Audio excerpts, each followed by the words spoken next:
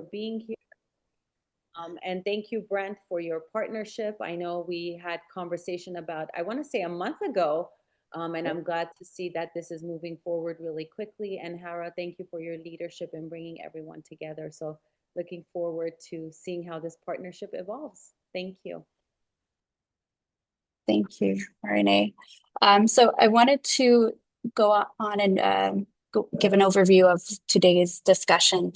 So we're going to uh, talk about the purpose of this meeting and what brings us here together. Also provide an overview of Sunbelt Rentals and their workforce needs. So Brent will be speaking on the behalf of Sunbelt Rentals. As I mentioned earlier, and a lot of you have joined in a little bit later, but Brent Kofi main focus is he's a director of live events and games so he does a lot of live events throughout the nation, and he's been tasked with the LA 28 games. So he's seeking partnerships in the community with colleges and CT programs to be able to build those pathways for the roles that they're trying to fill.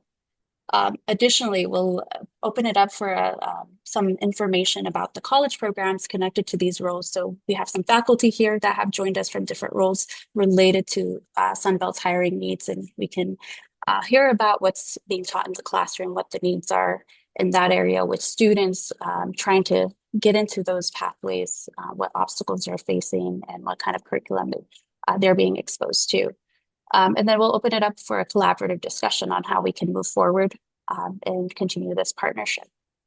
And we'll discuss next steps from there.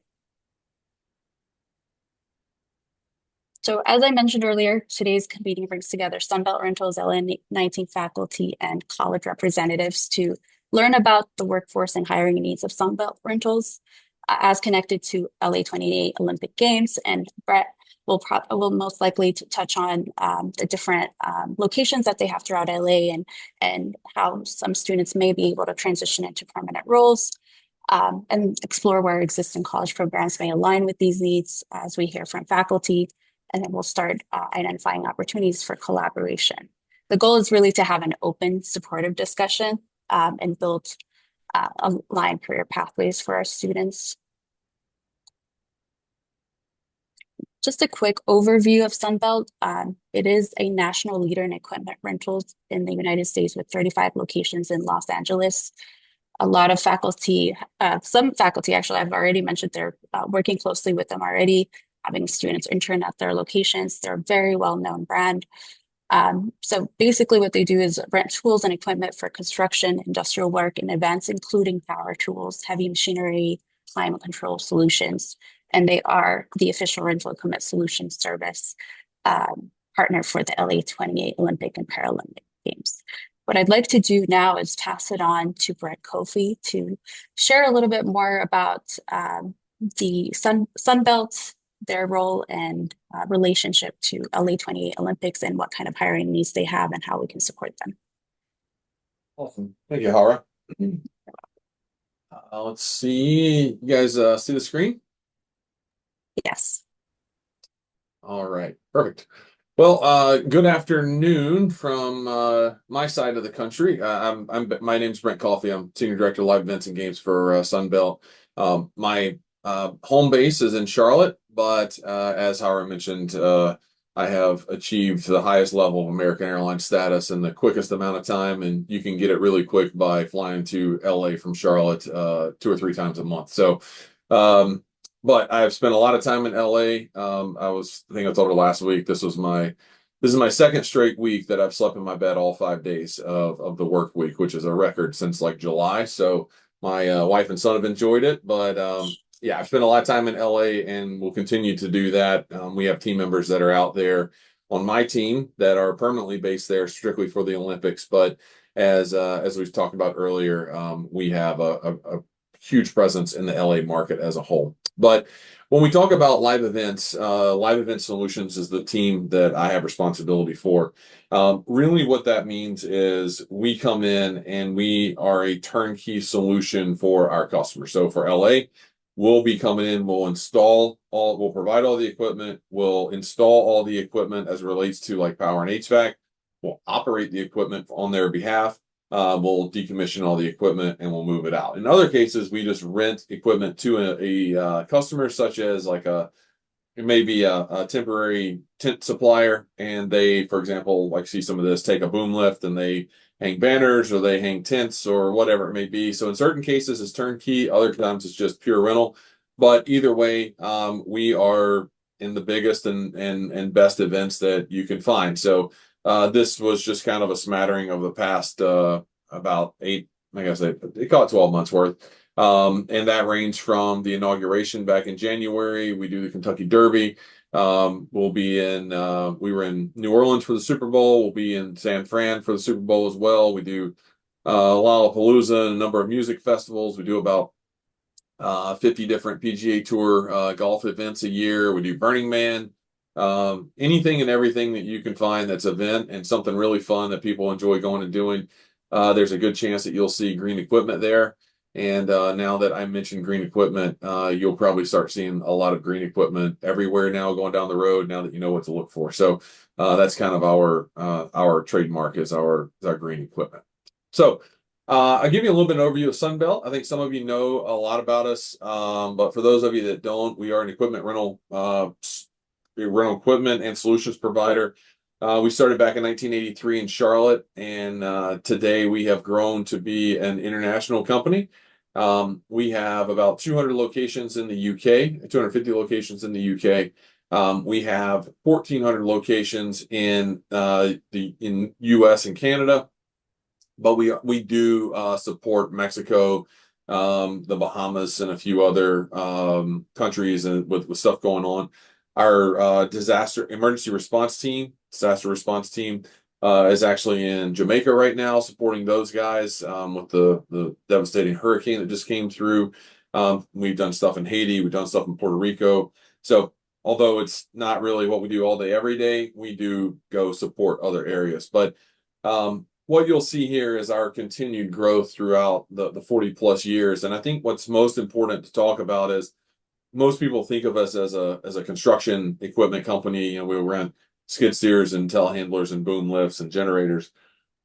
That was the case about 15 years ago. Today, less than half of what we do is in the construction business. So live events being one, we have a division that does trench shoring. We have a film and TV division. We have a group that does pumps. So although you think of pumps as like pumping a pond out or like a sewer bypass, but we also supply all the pumps for SpaceX. So whenever you see the rockets take off and they flood the launch pad with all the water to keep it from cracking, those are all Sunbelt pumps that are pumping all the water all at once to protect the launch pad. So we end up in a lot of really cool applications that aren't just your run-of-the-mill rental equipment and construction company. And so today, what we call a support office, most people would call a headquarters. Culture is kind of a big deal for us, and words mean a lot for us.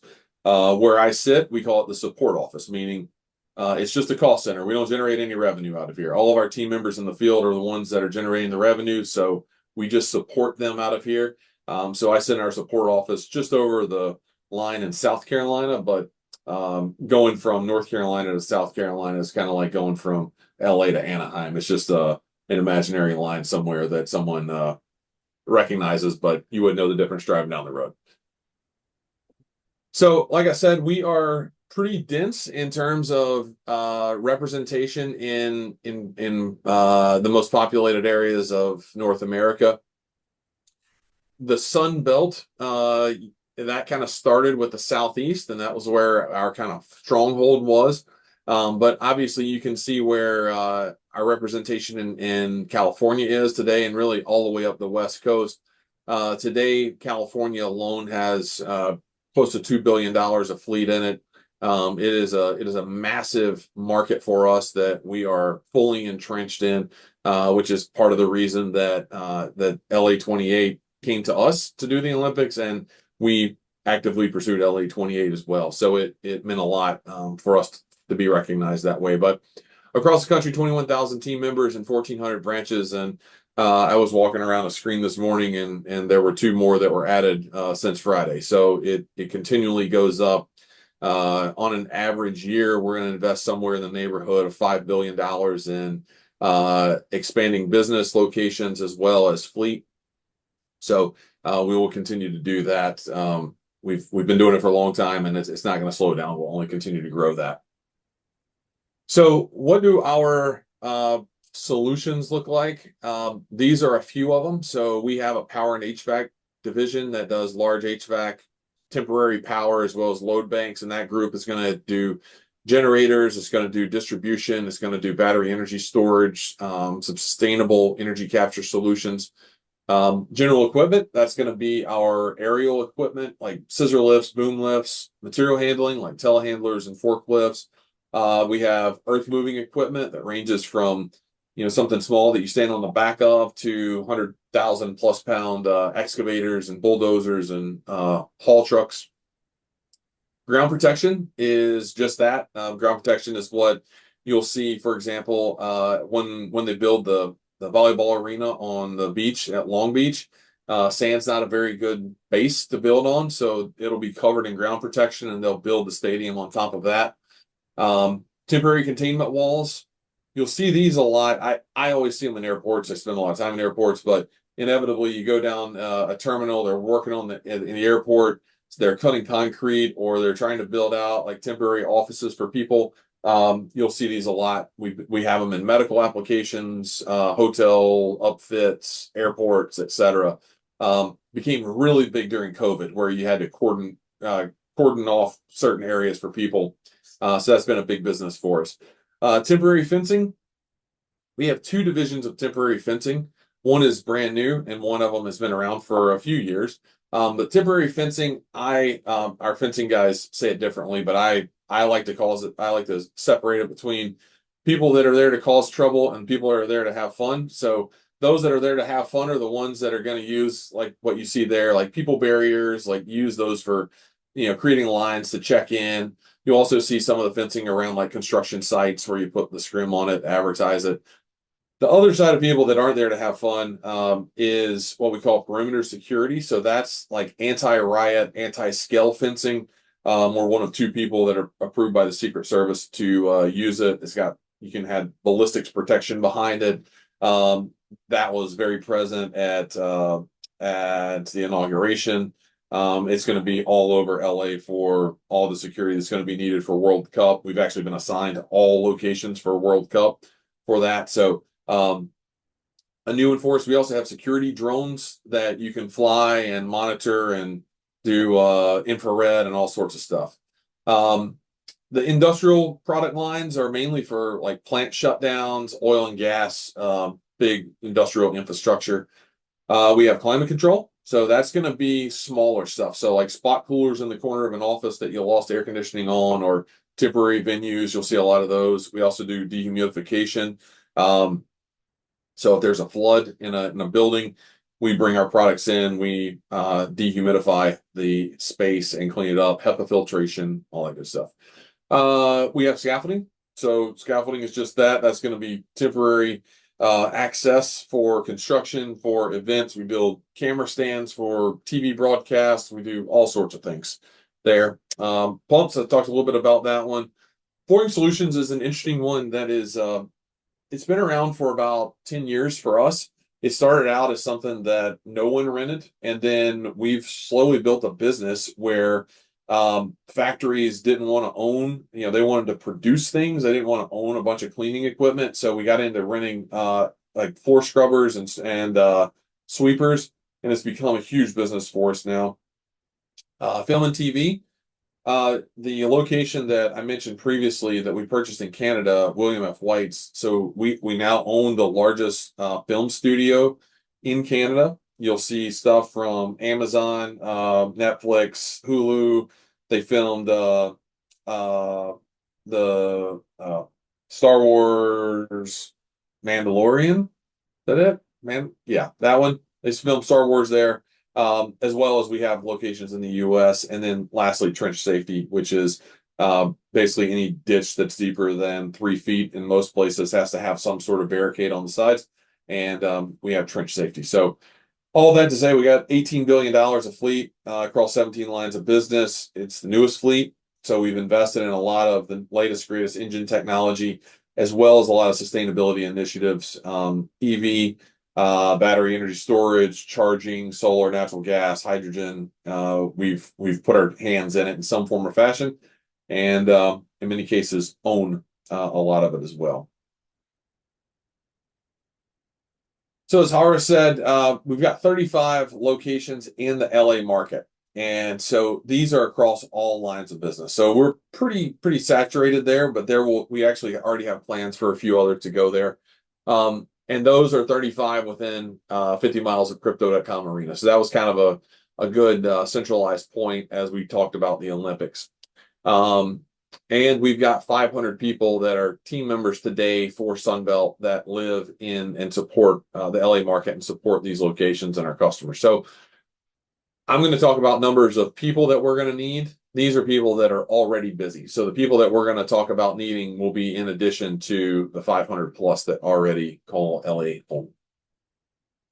So I talked a little bit about the types of events that we do, but when we talk about really turnkey, power and HVAC is going to be a big part of what we're going to need over the next 3+ years.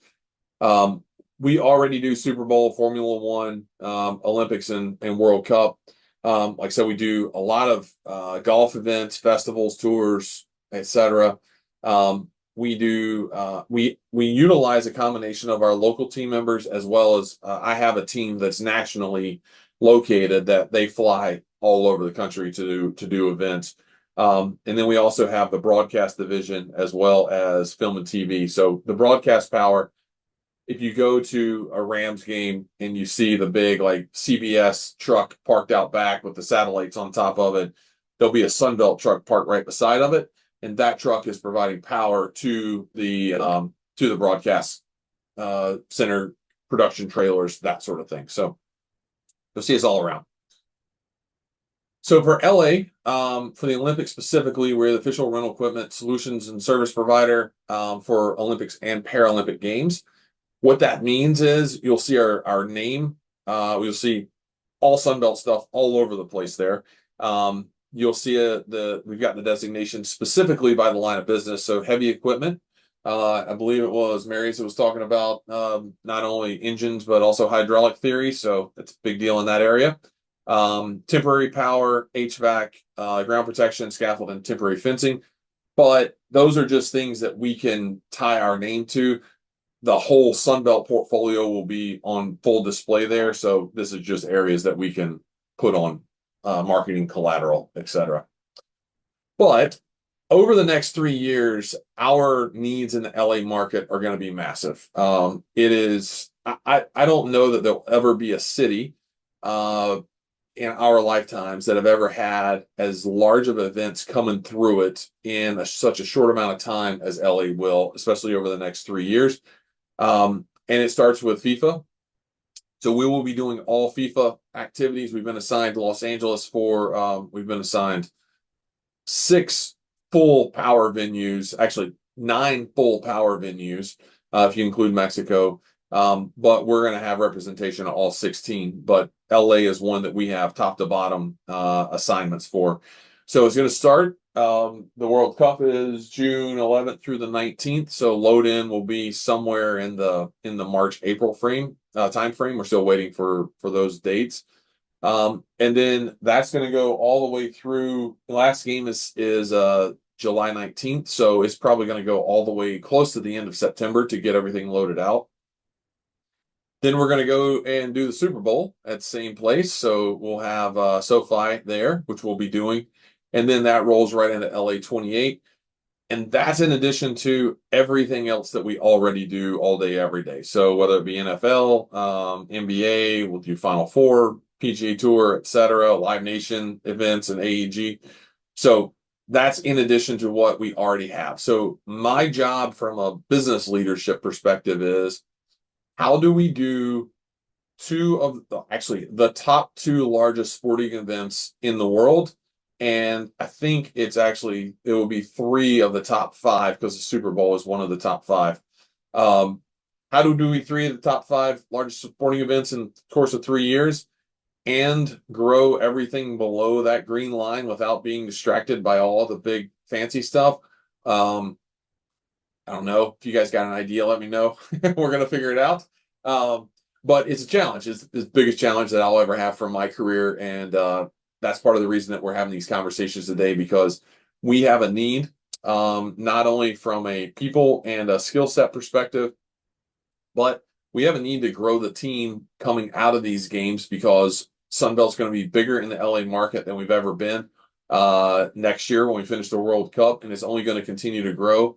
And our plan is everything that we're buying, not everything, but a large portion of what we're investing in from a fleet perspective for these games is going to stay in the LA market. So it's going to be our baseline to continue to grow coming out of it. So we're using it as kind of a launch point.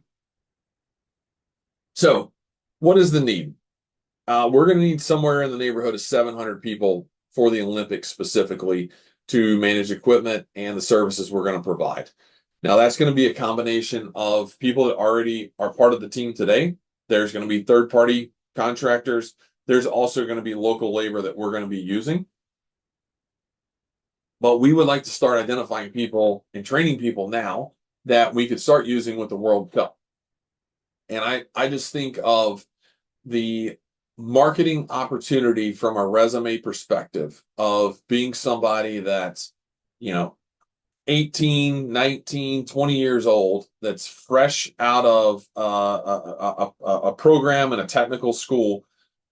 And in the first 3 years, they can put a World Cup, a Super Bowl, and an Olympics on their resume. Like that is, there's no other group in the world that could have that from a resume building perspective. And to me, that's the perfect way for not only Sunbelt to have people that we are a part of bringing them into this market, into this work space, training them through it, giving them a world-class experience, not only around the equipment, but around safety and everything else that goes into pulling these types of events off, and not cutting the cord, but keeping them around and continuing that continues to build out our workforce and continues to give us a competitive advantage in that LA market and others. And the beauty of it is that where we're located, I know of 3 people that I've talked to in the past 2 months that started somewhere, had something in life that happened, or just wanted to get out of somewhere they were living, and said, "Hey, could I move from," the one I talked to the other day was in Reno, had a family member that was sick, said, "Hey, could I move to the Tampa location?" 30 days later, he's living in Tampa. He's working our Tampa branch. No disruption to his work status. Just became a technician there. It's been there for the past 2 years. So we have the ability to not only bring them up, expose them, educate them, give them the experience, and give them the full breadth of all 1,400 plus locations and all the multiple lines of business to say, you tell me where you want to go, and we're going to support you on how you get there. So some of the skill sets that we're going to be looking for, like I said, power and HVAC are a huge part of the games. It's probably going to be 60% of what we do. So it's going to range everything from like your basic electrical theory, which is like, what cables do I not need to plug in and where? Like the basics, 120 volt, 240 volt, 480 volt, single phase, 3 phase, like the basic high level stuff. It's going to be a lot of pulling cable, a lot of setup, a lot of tear down. And then we're going to need some people that are on the technician level. So, what is the grid going to look like? Reading one line drawings to set it all up. If something goes wrong with generator, what could it be? Knowledge of setup of battery energy storage, etc. Service and diagnostics of diesel engines. A diesel engine, in many cases doesn't know what it's powering. It's just creating energy, and then it needs to be converted into something. So whether that diesel engine is in a skid steer or a telehandler or a boom lift or a generator, we need people to be able to work on diesel engines. So today we own about 400,000 assets with diesel engines in them. Technicians are also included with drivers and diesel techs.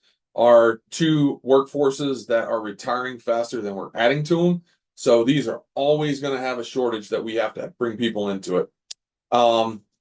Generator service and maintenance, temporary HVAC and service. So that's going to be set up of large and small HVAC systems and maintaining them. Safety is a big one, just knowing how to do it safely, and we'll train on all that, as well as people that may have project management skills. So when I say project management, a lot of our project managers actually started on the technical side and just elevated themselves up into project management, where project managers for us are, another term would be like a venue manager. So we could put you at um, industry Industry Hills Golf Club and Resort, I believe is the name of it. That's where the BMX event's going to be for LA 28.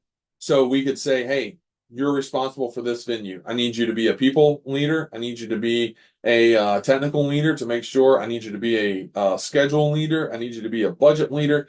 So they kind of know all the things that go into the project and managing to make sure that we stay on time, on budget, customer first, that we're safe, all those sorts of things. So the opportunity. So we would like to work with the schools, which we've already had a great kickoff, thanks to Howard's hard work, to collaborate on how we can elevate and build the workforce and build their experience and resumes. And they're going to do it on the backs of the World Cup, Super Bowl, and the Olympics. So we've thrown some ideas out there, and this is just stuff that we tried to see it was stick against the wall. We own a ton of equipment, so we would be wide open to providing the equipment for the trade and tech schools to train on. Let them experience it firsthand, whether it's generators, whether it's battery energy storage, whether it's solar, whatever that is, distribution, panels, transformers, system level stuff. Let us know. We're here to help. Provide our professional trainers. So we have a team of trainers that not only train on OEM level training, but we also have it on the application as well. So if we wanted to say, hey, we want to come out and do 3 days of battery energy storage training for the classes, let me know. I'll have somebody come out there and do it. We want to work with schools to identify the high potential students, validate, however that may be, through proficiency, and then the result would be even either apprenticeship or employment that would allow them to work the large events that we're going to be doing. And the idea would be that it wouldn't necessarily be a one and done deal. So, if we wanted to start out with kind of a summer apprenticeship to get through the World Cup, and once we get a month or so out, we start having that conversation. We've already had conversations with leadership in that market that we have places for people today. But obviously having this experience and would be a great transition for them. And then we're prepared to sponsor them financially, however that needs to take place. I think Howard and I talked that it would probably be easiest to do a non-credited program. But with that, we would offer our own certifications behind it that they could hold that piece of paper and go into, any Sunbelt and say that I took part in this program, as well as offsetting any costs that students may need to take those classes. So, like I said, the largest is going to be around the electrical side of things, but we've got needs across the board for technicians, mechanics, HVAC, you name it. So that is my spiel for what we need, who we are, where we're headed, and what we're going to need. So I thank everybody for your time, and I look forward to some conversations. Thank you, Brent, for sharing the details about the needs of Sunbelt. I did have a follow-up question. So you had mentioned, you're going to be busy in the next 3 years with several events taking place. Are you thinking of, as far as recruiting, are you wanting to hire individuals that will carry on from these events, from World Cup to LA 28 and others, or are you wanting to recruit separately for these events? What's the outlook on that? Well, it starts, World Cup is really big. Super Bowl is like on a 1 to 10. World Cup is probably a 7, Super Bowl is a 6, and the Olympics are a 10 in terms of the scope. So for us, we will. My intention is that we would recruit for all 3 of these individually. We wouldn't try to just recruit one. Like if we got, let's just say we got 10 people each year, and I'm just making a number up. The idea would be that those 10 would be on the World Cup. Those 10 plus another 10 would do the Super Bowl, plus another God knows how many we could get to do the Olympics. That's kind of the thought, is that we would sort of roll them into the next one so they would get all that experience. Okay, that's awesome. Thank you for sharing. I will open it up here for any questions or any feedback for people to either unmute or drop in the chat.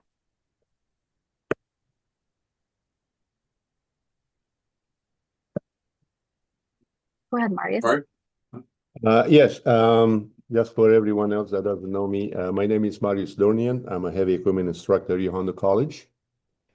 And like I mentioned, I have a relation, or I started a relation with Sunbelt a couple of years ago in power generation in La Mirada office or branch.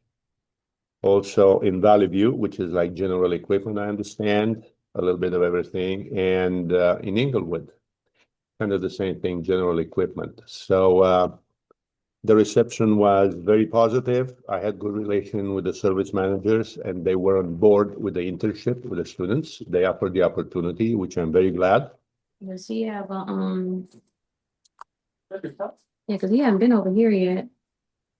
Okay. So I definitely, if it's from Allied, I told Saul where that stuff goes. And it wasn't over with Brent now? And No, I didn't see it over there either. everyone, please mute your mic. Yeah, let me, I will reach out to Saul, let him know I exactly. was finna call him. Oh, I yeah, had just got his number. yeah, and see, because he hasn't been over. It would have, because I told him where it should go, like who Sorry that about that. Allied Give me a shipment was for. And him saying he put it in the lab. Hopefully, he may have put it somewhere. Hello. And put it up, and it's just not out visible. I will call him and see Joshua, what he did with it. Yes, I'm here. I'm sorry. I'm so sorry. yes, thank you. Please mute your thing. Okay, go ahead, All Marius. right. Sorry about that. Where was I? So you're talking about the locations that Yeah, you've been working with. locations, very good. Now, are these office managers or branch managers on board or in the know what we're trying to do here? Because I may be able to kind of go to other branches, but I want to have the same nice welcome, right? In other words, if they kind of are part of this, so I don't want to be talking, without them knowing what we're trying to do here.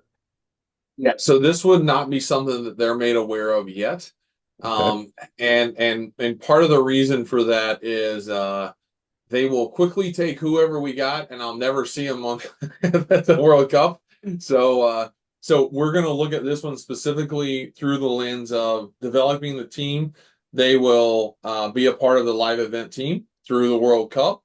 And then coming out of the World Cup, we would have homes for them in branches coming out of it. So the branch managers would be aware once we identify the people and where we would look to place them after the event is done with. But we would not put them in the branch other than for training and that sort of thing. So it would be, we would sort of isolate them because the games will start in like when the semester is done, they would come out and go straight to the game. So the branches right now would not be aware of what we're doing. Okay, I understand. All right. I was just making sure I'm not talking, what I Yeah. shouldn't. Perfect. Thank you. Thank you. Thank you for working with us. Any other questions?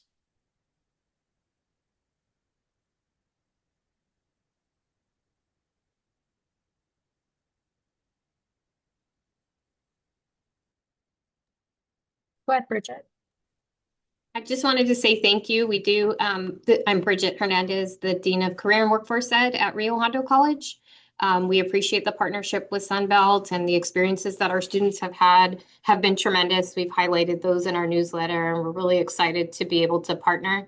just looking through the list, in addition to what Marius teaches and heavy equipment and all of that, we do offer also an electrician program here, and really excited for the opportunity to probably work this through non-credit and to be able to establish a series of short-term trainings to be able to provide you with the workforce that you need to be able to get through these needs. So we're really excited, and we have a very strong non-credit division here at Rio Hondo to be able to help provide the structure and support that's needed to be able to get folks trained and up to speed and ready to go to be able to be ready on the job day one for these games starting in June.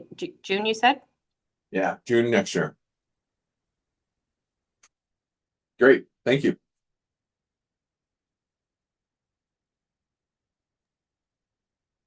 Thank you, Bridget.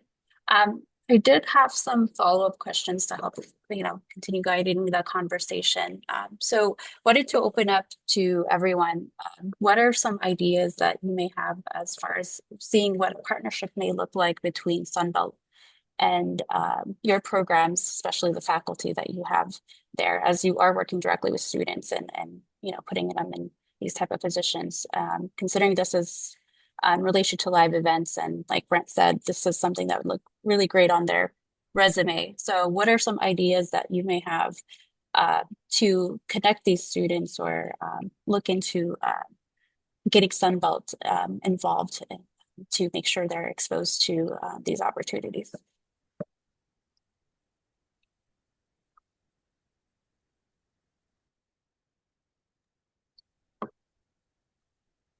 Marius, do you have any feedback from your experience? Or Christopher, go ahead. Yes, good afternoon. I'm the job developer at Rio Hondo College. We've had other employers come to our heavy equipment class where Marius is instructor at, and do like a presentation on their company and talk about the opportunities that they have. So that's a really good way to connect with our students, is to come and do like a presentation to our students in heavy equipment. Also, we host job fairs and in the fall and the spring. And also, and of course, we have Handshake, the job portals. So those are ways I suggest are good ways to connect with our students.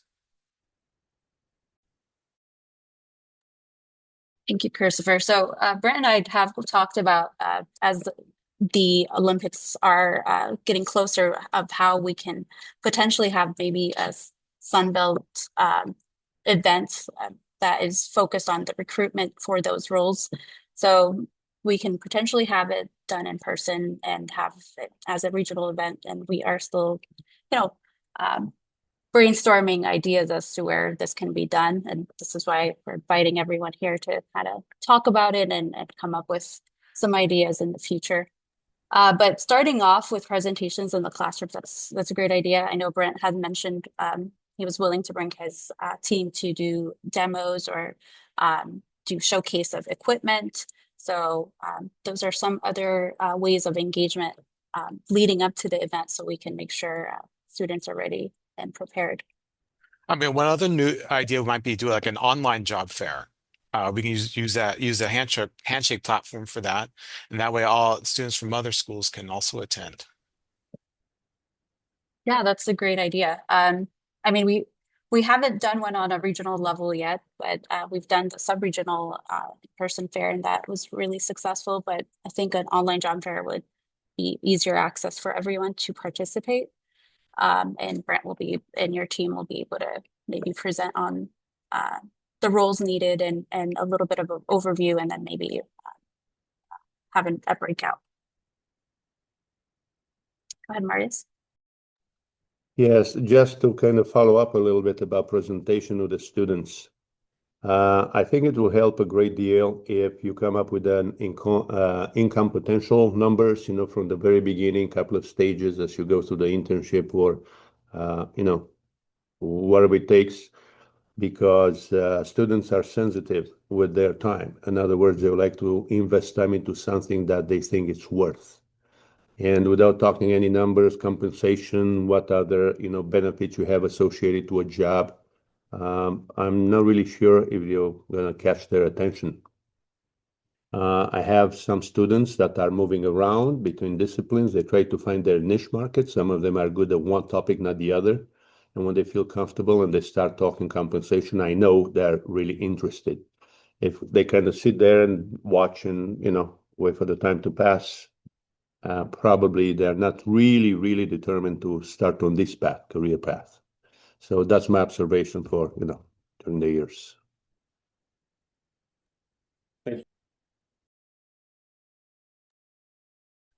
Thank you, Marius. Go ahead, Bridget.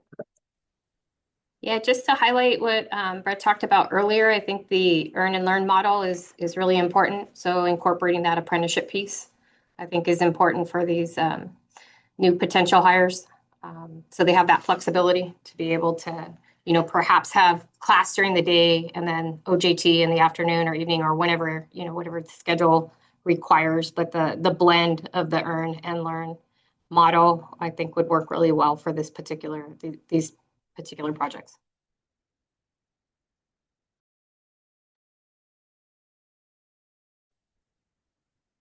So, Are there anything that students can do to earn credit hours by on the job training? Yes, we have it incorporated into our programs here. We call it Universally 290, which is the section number for it, but it's the course that they're able to do on the job training and receive credit for that. Marius actually does it with his HET, and we have it across the campus and other disciplines. Yes, we call it work experience education. And it's required, in my case, minimum of 54 hours, 1 unit. Other than that, nothing else, but this is absolutely a requirement for them to obtain the certificate for heavy equipment. Okay. And is that something they have to pay for the credit hours, or I mean, to register for that course, for example, is that something that would come out of their pocket, or is just they have to have someone to vouch that they did what they said they did from a hour perspective, and then they automatically gain those credits? Now, what happened is it's 1 unit, which is like $46. Sorry. But also the internship could be paid or unpaid. It's up to the employer's decision. If they want to help them out with some gas money, they will pay whatever rate they have for this type of worker, right? Student in internship. And if they don't want to, they don't want to. But it's actually better, because the world will go around that, hey, these guys pay you, just do the best you can. And some of them, like you said, were held at the branch. That's for sure. But I think So, you're talking about more the student paying for the class. yes, that Credit? was 1 unit, $46. Yeah, so it just Yeah, I mean, depends on how the class is coded. If the class is coded as non-credit, then they wouldn't pay. If it's coded as credit and they want to receive the credit on the transcript, then the $46 per unit would apply. Depending on if they're financial aid eligible, which a majority of our students are, then it can be covered. If, depending on how the apprenticeship is set up, would also vary as well too. So if the apprenticeship was set up in a way that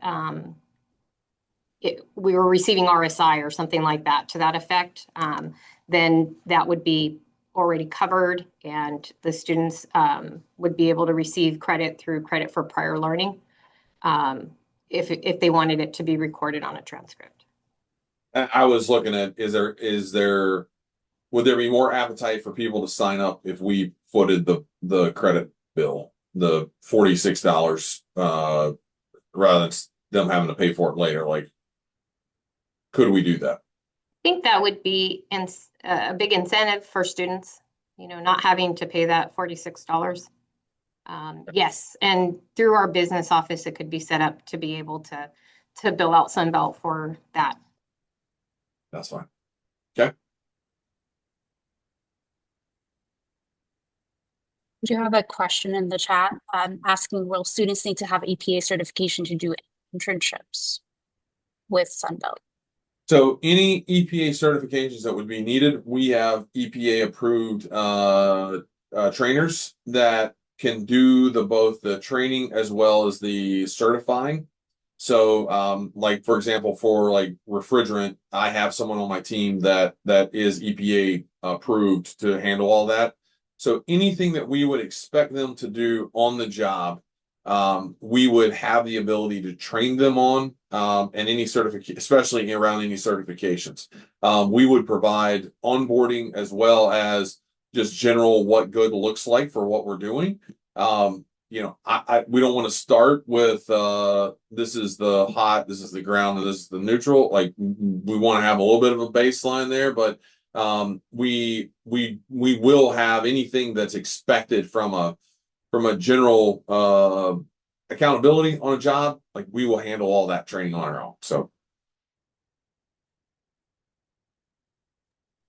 Thank you.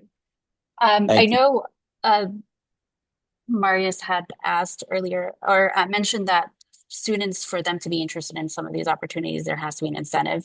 So I know you're still in the process of trying to build out these jobs and descriptions, but can you share a little bit about what the pay, the benefits, and a little bit more overview of the role that we can be promoting towards these students?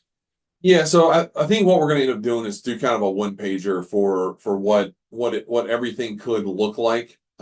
Because depending on what the role is, depending on what the experience is, like our pay ranges could range from 20 couple dollars an hour to 40 something dollars an hour, depending on what it is and where they would be placed and what the responsibility would be.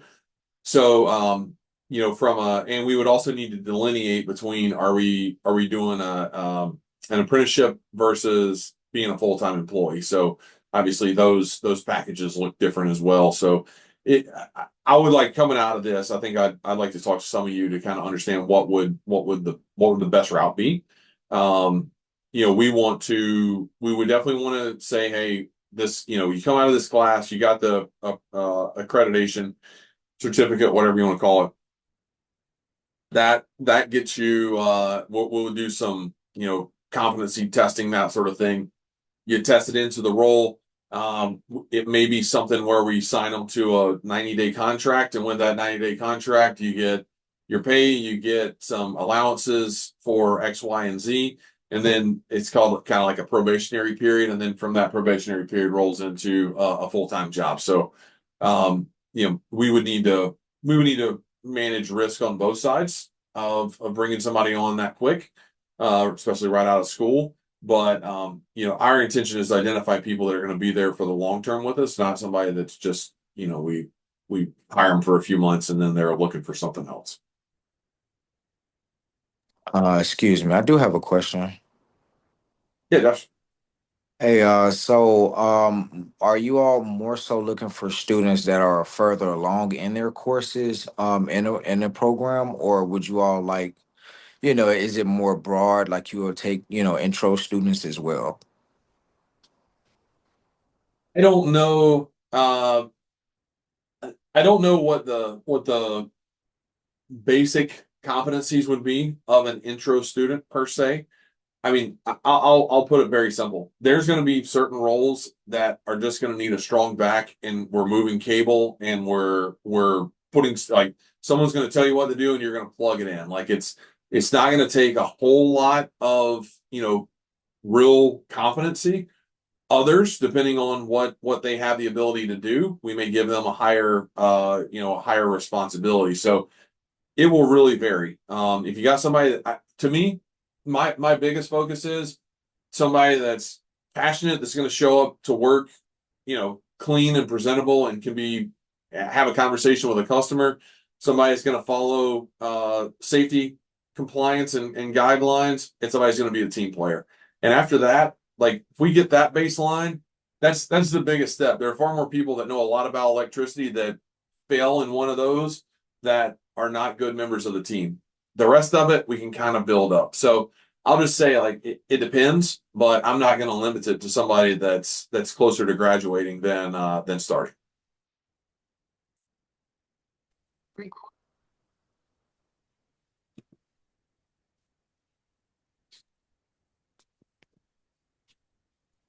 I think Sorry, that my phone died. that is all the questions we have, I believe, from everyone. I would like for us to continue this conversation, maybe schedule a follow-up to see if we can maybe discuss what pathway would make most sense for students to be transitioning into the roles at Sunbelt, whether that would be internships, apprenticeships, and then leading, like you mentioned, Brent, leading into long-term employment. But I think as a low lift starting point for collaboration, maybe we can also start with planning some sort of guest lecturing or presentation on what Brent is, or what Sunbelt is using as far as equipment in these positions as well. Love to. Okay, thank you. So as next steps, what I have done is share this real quick. I created a folder for us to maintain information with between the colleges and Sunbelt. So if you do have any job descriptions that come up, or role details, or even the presentation from today, if you can drop it on to our resource folder, I really appreciate it, and I'll share it out with the region. And then I'd like to collect all the contacts from either Sunbelt that would like to partake in this project, whether that's other people besides you, Brent, that you'd like to get involved as we continue this work together. Sure. And then from the colleges, any faculty or deans that would like to continue the conversation on how we can build this partnership. So please share your information and any course information that is pertaining to the needs that were presented today. And then I'll follow up with an email, a summary of today's meeting, and some plans for in the future, potentially a survey on how we can continue this conversation. Tara, is it okay if I just really quickly add? I think another great follow-up will be for us to work with our colleges, similar to what Marius and Dean Hernandez mentioned, as it relates to what are the different pathways that we can take to support Sunbelt with these positions, whether it's apprenticeship or the work experience classes that are already embedded into our CTE programs, non-credit path, so on and so forth. So I think us as the community college system coming up with those different ways in which we could support the hiring will really help to elevate and enhance this as well. So I think that's another piece of it that's really, really critical that we should follow up, because not all of our colleges could join today, but it'll be great to really do asset mapping and building that ecosystem of how we can help support the training with our current infrastructure and programs as well. Thank you. Yeah, we can definitely set a follow-up with the rest of the colleges to see how we can get them all involved, especially with the programs that they are teaching in relation to HVAC and the electrical equipment. And they are the ones that are very, exposed to the field, and they're already having students, working with Sunbelt. So this would be a great opportunity for them to get engaged and kind of guide the conversation. So I appreciate everyone's feedback today, and I'll be following up with an email with more information. But I look forward to our next meeting, and thank you so much for a productive conversation, Brent, and everyone else. Thank you. Awesome. Thanks everybody for the time.